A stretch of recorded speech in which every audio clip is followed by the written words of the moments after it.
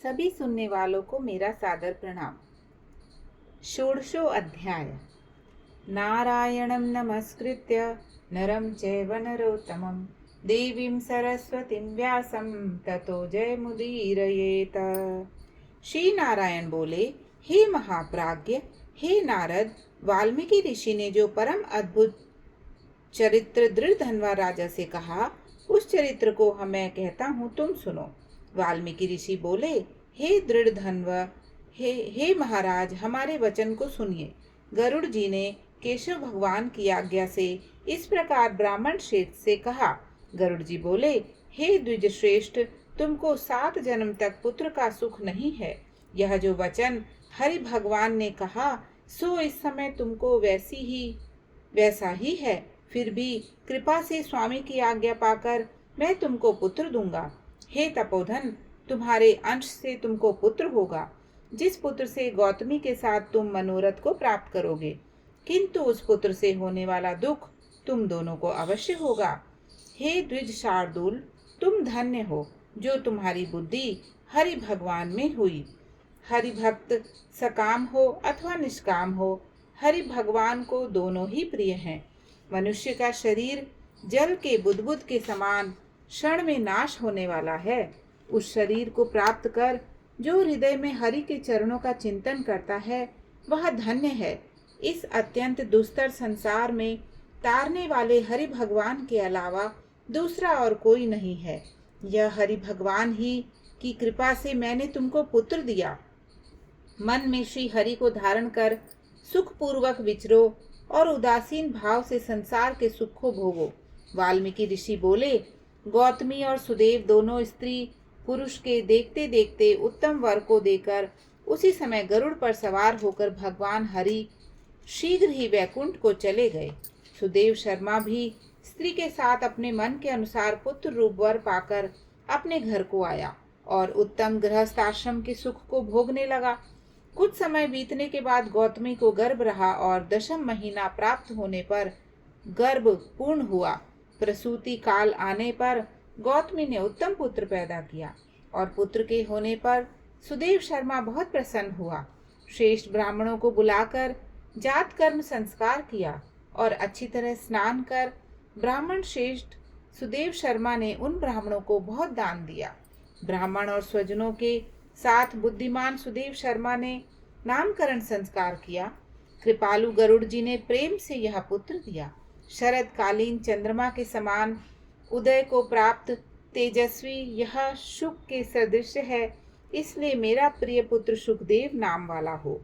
माता के मन को आनंद देने वाला पुत्र पिता के मनोरथों के साथ साथ शुक्ल पक्ष के चंद्रमा के समान बढ़ने लगा।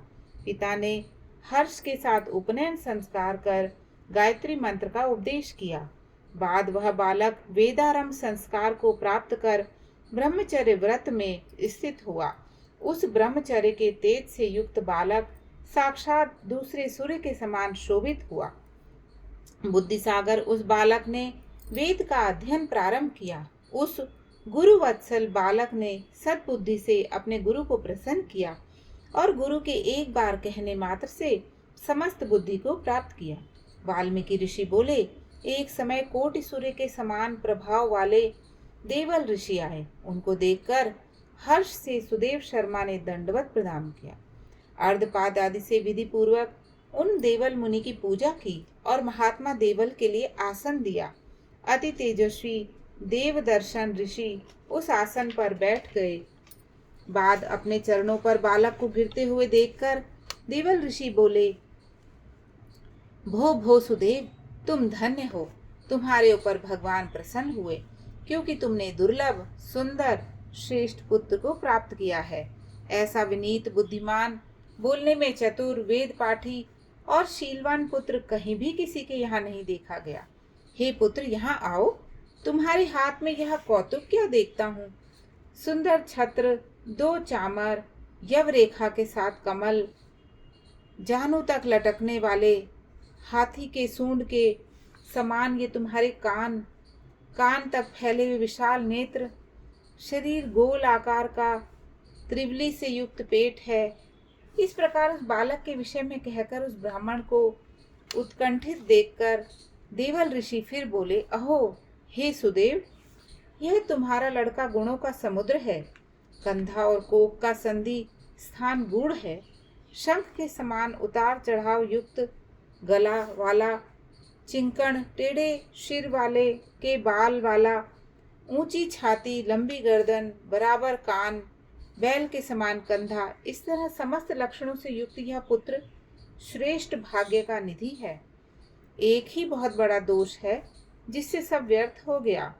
इस प्रकार कहकर सिर कंपाते हुए दीर्घ श्वास लेकर मुनि बोले, प्रथम आयु की परीक्षा करना, बाद लक्षणों को कहना चाहिए।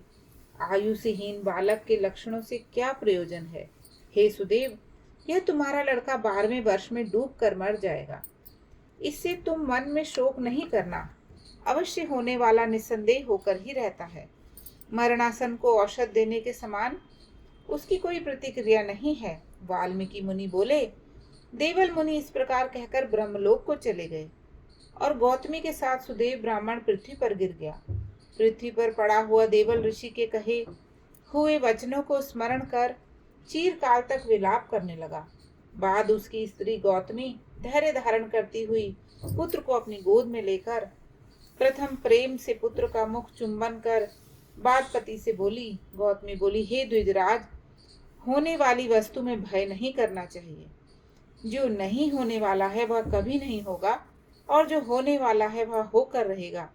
क्या राजा नल, रामचंद्र और युधिष्ठिर दुख को प्राप्त नहीं हुए?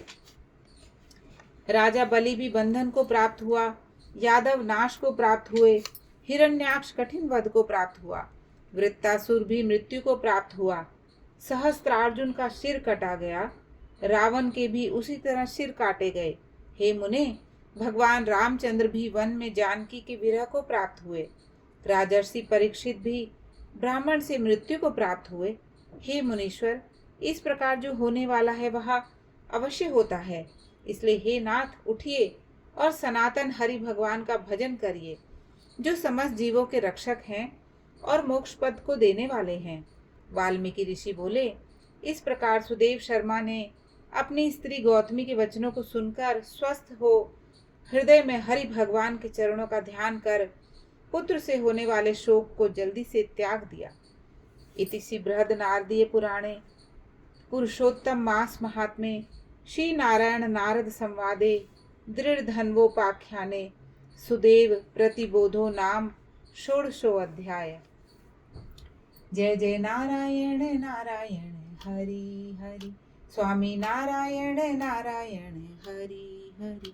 तेरी लीला प्रभु है न्यारी न्यारी हरि हरि। तेरी महिमा प्रभु है न्यारी न्यारी हरि हरि। जय जय नारायण नारायण हरि हरि, प्रभु नारायण नारायण हरि हरि। बोले श्री नारायण भगवान की जय।